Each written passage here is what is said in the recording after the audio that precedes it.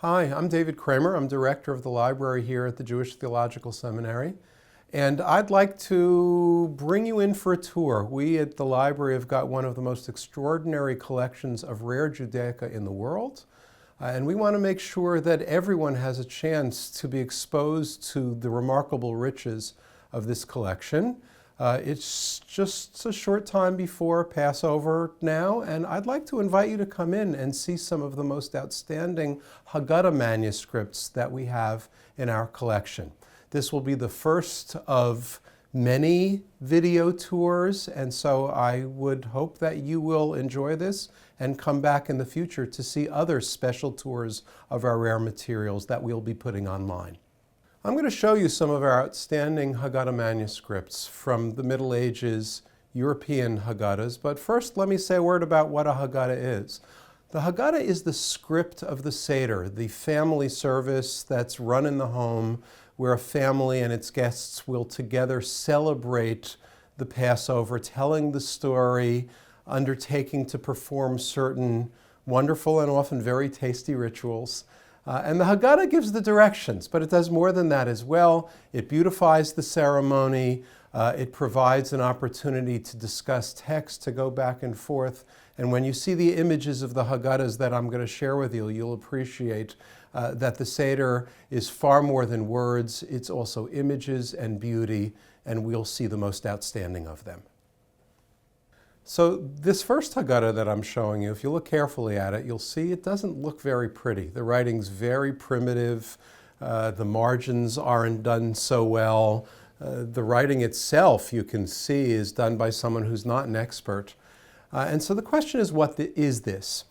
What you see in front of you, in fact, may be the oldest surviving Haggadah on earth. It comes from the Cairo Geniza.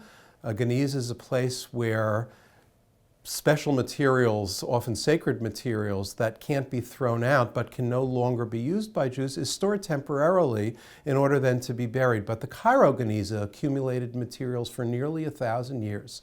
And this Haggadah that you see in front of you comes from about the year 1000. You can see on this first page that there is a kind of doodling on the page. The person doesn't care about the beauty. They just want to practice their writing and make sure that they've got a text. When we turn to a second page, you can see in front of you two columns. Those columns are from what we call the Hallel, psalms of praise that might be recited in the synagogue, but are also part of the Seder, and therefore are included in the Haggadah. And if you look at the third and fourth lines in the columns, you can see the way there's repetition. This is a text that may be familiar to some of you, but Seit Yisrael miMitzrayim. But the word Seit is spelled wrong. The aleph is missing. This shows that you've got a person writing who's not familiar with the grammar or precise spelling of the biblical text. Again, a simple person writing simply because they care about having the text for the Seder in front of them. What we see here is the care and concern of common people for having the essential text of Passover at a time when there were no printed books, and so they had to write it out by hand themselves. This was a work of great love, but also of great struggle. The third page, which I now show you, if you look at the top, you'll see partially scratched out what is in fact one of what we would call the four questions. But it's very different than the questions that we know. This one says, Halelot anu ochlim basar tzli shaluk uvashel. On all other nights we can eat meat that's prepared anyway, but on this night we can eat meat that's roasted and no other way. This is actually one of the oldest forms of the questions. It goes back to the time when the temple was still standing, when, according to the Torah, the Paschal sacrifice, the Paschal lamb, could be eaten only roasted and not prepared any other way. What we see from this is that with all of the ways that the Seder has remained constant, it's also changed. And in this case, the Jewish community in Egypt in the year 1000 was still reciting the question as though the temple, which had been destroyed in the year 70 of the Common Era, were still standing. This second Haggadah is one of our outstanding manuscripts. It's just beautiful in ways that are difficult to grasp, as you'll see in a moment. We call it the Proto-Haggadah. It's a Haggadah manuscript that was written in the Catalonian region of Spain in about the year 1300. And it's of the same artistic tradition and the same tradition of text as the very famous Sarajevo Haggadah and others. Let me show you some of the pages of this with an eye toward the way we learn about the Seder and its special qualities and the way it was celebrated from this manuscript itself. We look at the first page. The first page is the dirtiest, but you can already see the beauty of it. It's dirty because it was on the outside. It was most exposed to the elements, but you can see the gold leaf. You can see the fine parchment. On other pages, you'll see how beautiful and white the parchment is. And you can see here that the Haggadah begins with the word ha, as in halach ma'anya. This is the bread of affliction. What's interesting here is, we'll see this over and over again, that our ancestors thought of the invitation to the poor to come in and join us at our Seders as the beginning proper of the Seder. What came before was mere ritual, but the invitation to the poor is where the important material really began. If you look at the bottom of this page, you'll notice that in the decoration, there is on the one side a dog, a hound, and on the other side a stag or a deer. This is the beginning of what you'll see as a children's game. Running through many of the pages of this manuscript, the dog chases the deer, and then there's some prizes in it. Why a children's game in a very fancy, very, very expensive Haggadah? Because before the printing press, we can expect that there was only one Haggadah at any table, and you've got to keep the children interested. So put a game in, make it interesting, make it fun, and they will stay awake and involved. The next page I'm showing you here is an illustration of one of the so-called four sons. And I show it to you because of the interesting association of the illustration. This is the wicked son, the Rasha. And as you can see, the illustration of the wicked son is a man who is armored. He's got a sword and a spear or knife. He's wearing a helmet. The idea here is the association between wickedness and violence. And Jews in the Middle Ages really understood wickedness to be associated with violence. We will see this repeated in one Haggadah after the other. The next page I show you, this is just a very playful little decoration, is a monkey holding a ball. What's the place of a monkey holding a ball in the middle of a Haggadah? The answer is what I began to suggest at the beginning. You've got to make it fun. You've got to make it into a game. If a child sees a monkey playing with a ball, what could be more fun than that?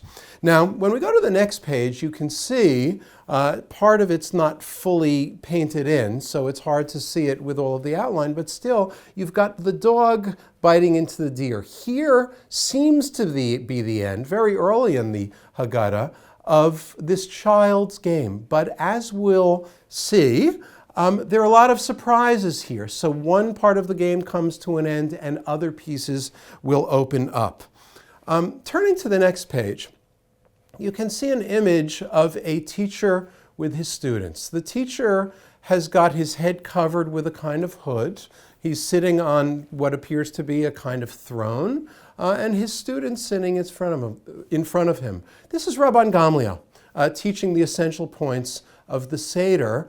But you would never judge this to be an ancient Jewish sage. What you can see here is that this is a sage of the Middle Ages in Spain. And his students, though they're obviously assumed to be Jewish, don't even have their heads covered. This is because the customs of covering or not covering heads have changed through the ages. And one of the things we see from these manuscripts, and you'll see more of it as we go forward, is that Jews dressed like their neighbors, even if they were the teachers and the sages, the students, their disciples of the community. Now, I turn here to a page that I would love to have in my safety deposit box. But as you can see, it's the illustration of the matzah. It's a matzah you would break your teeth on because it's all of gold and it's very kind of stylistically decorated.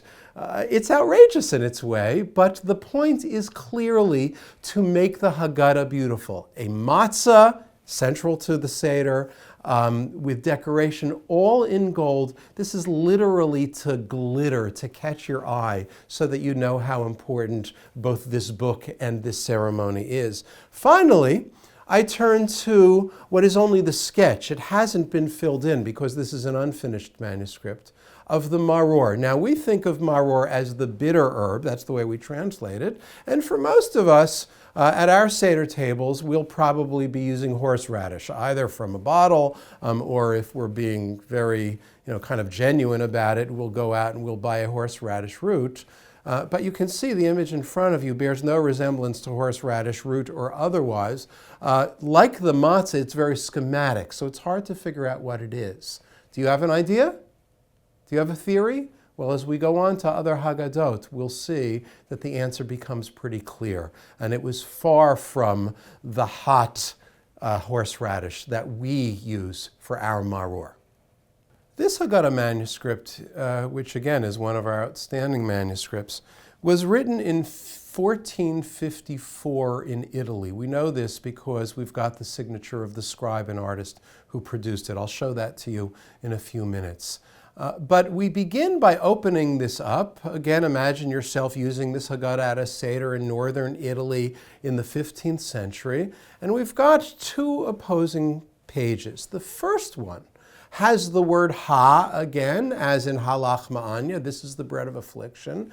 And you can see it's in the middle of what almost looks like a checkerboard, a decoration, which if you focus very carefully, you can see that every other box is a head. It's the image of a person.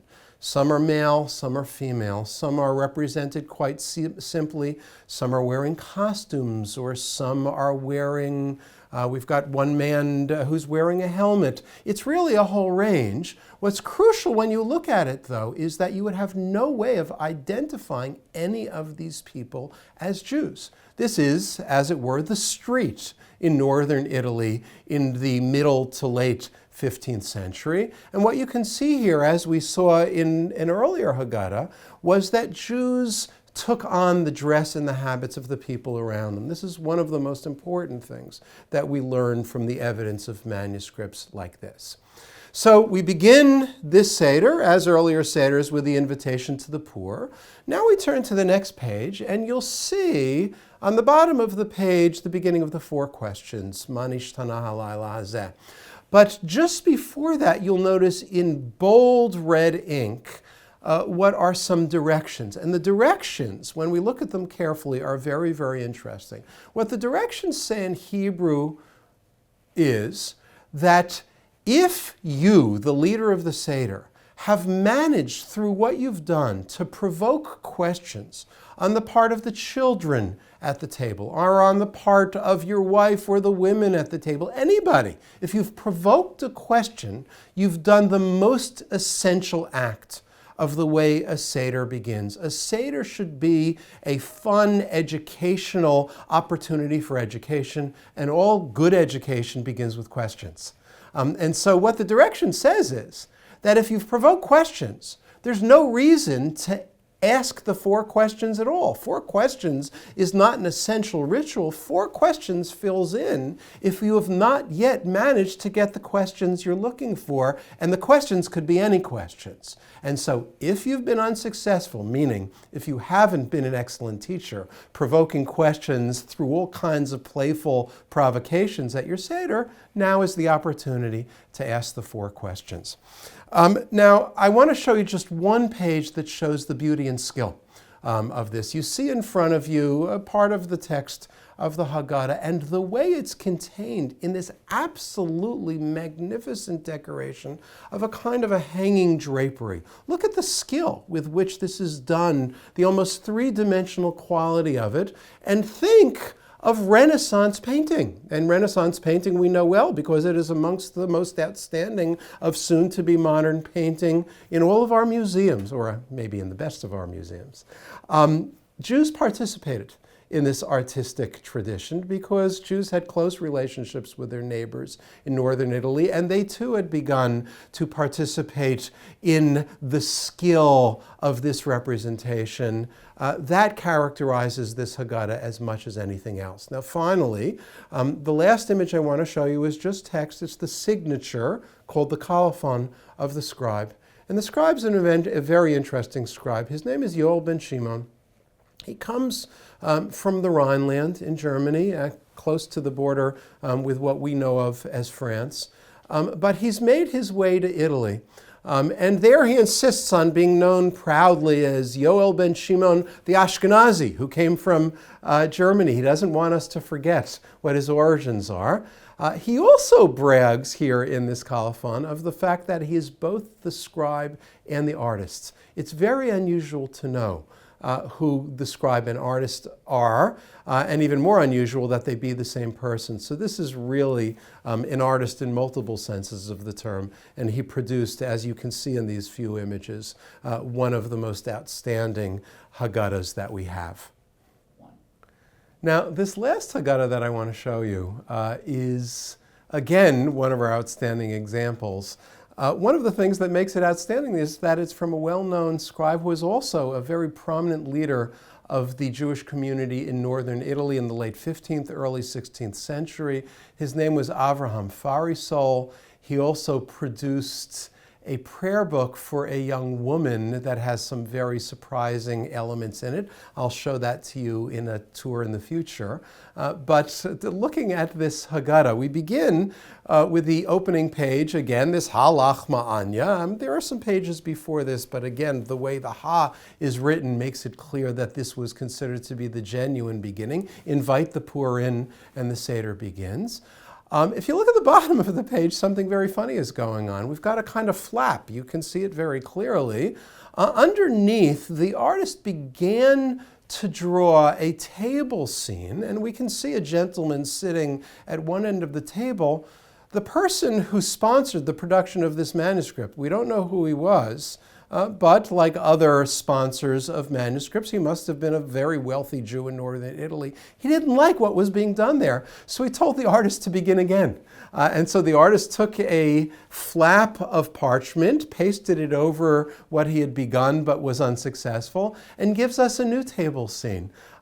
These table scenes are wonderful. If you look at it carefully, I've asked people this before, so I'll ask you, what does it look like? And many people respond and say, oh, it's reminiscent of the Last Supper.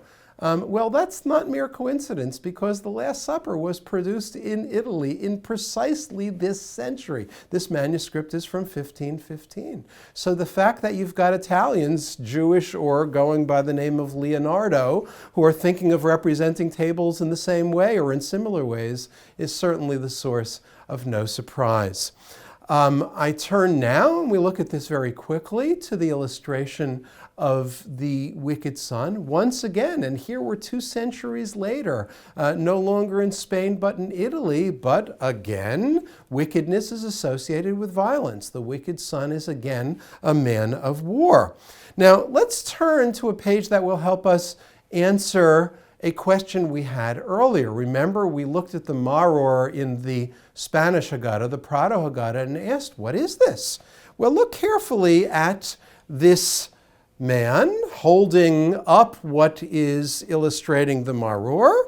First, look at the way he's dressed. Does he look like a Jew? His head's not covered. He's wearing what is clearly Italian Renaissance dress, again, to emphasize the point that Jews are part of the larger culture and are not distinguished by their dress. But now focus on the Maror. What is it? It's clearly green leaves. And what we could see is that bitter herb meant herb. It meant a bitter leaf. And if we go back to the Talmud, we can see that the Talmud says that the maror should be a bitter leaf. If we look at manuscripts, we can see they're always illustrated as bitter leaves. They could be something bitter that you find at your supermarket. Certainly not what we use horseradish at our Seders. So I recommend to you, go out and buy a bitter leaf. Use that instead and see how it changes the experience. Finally, to drive home the point that Jews look like everybody else around them, I show you this last image. It's an illustration, barely colored, of a man whose head finally is covered. Wow! But notice that when you look at the space between the top of his legs and the bottom of his belly, there's something else that's covered. Well, what's it covered with? It's something called a codpiece. Codpieces were a style that was used by men covering their genitals. And you know, I mean, we can interpret it as we like. Was it to emphasize that area, perhaps? Does it surprise you that here we have a Jew wearing this style? Maybe it's the source of surprise, but given what we've seen before, it shouldn't be surprise, because once again, we know that Jews in Italy were Italians, in Spain were Spanish, and the same was true elsewhere. That again is one of the wonderful lessons that we learn, quite by the way, from manuscripts like this. So what have we seen from these rare materials in the collection of rare materials manuscripts of the Jewish Theological Seminary Library? There are three things I think that I'd like to emphasize. Number one, we see how much Jews loved these ceremonies and cared about producing the books, in this case the Haggadah, that they needed, even if they weren't easily available. So if they were wealthy, they spent their money, a lot of it, and hired people to produce it for their families. If they weren't wealthy, they sat down and painstakingly wrote letter by letter, even if they weren't trained writers, the Haggadah that they would need to lead a proper Seder. Secondly, we can see that there is both continuity and change in the Seder. Seder as we know it compared to theirs, and even within the centuries that we've seen. So the text of the four questions changes. The way they observed it or didn't observe it changes. They might insist on the recitation of the four questions or might not. We would insist. But that's because we're not as spontaneous, we're not as freewheeling as they were, and they knew that if you were good at provoking some playfulness and questions, you could go on and skip those questions. So we've seen those examples. Another change is what we use for maror. We use primarily horseradish. They used any number of bitter leaves. And so there's both continuity and change within the tradition. These are very important sources for that. The third, not directly related to Passover, but I think a very important lesson that comes out of looking at these manuscripts is how much Jews participated in the local culture. As I said before, Spanish Jews are Spanish, Italian Jews are Italian. They dress the same way. Their languages were often the same. In the future, I will show you manuscripts that have Jews writing French in Hebrew letters, Spanish in Hebrew letters. This is because Jews, even in a world much smaller than ours, participated in the larger world. There are many other things that we can learn from these manuscripts, but this is as far as we go with these few that we've had time for today. I invite you to come back in the future so that we can explore these wonderful materials and discover still more about the creativity and beauty of our inherited Jewish tradition.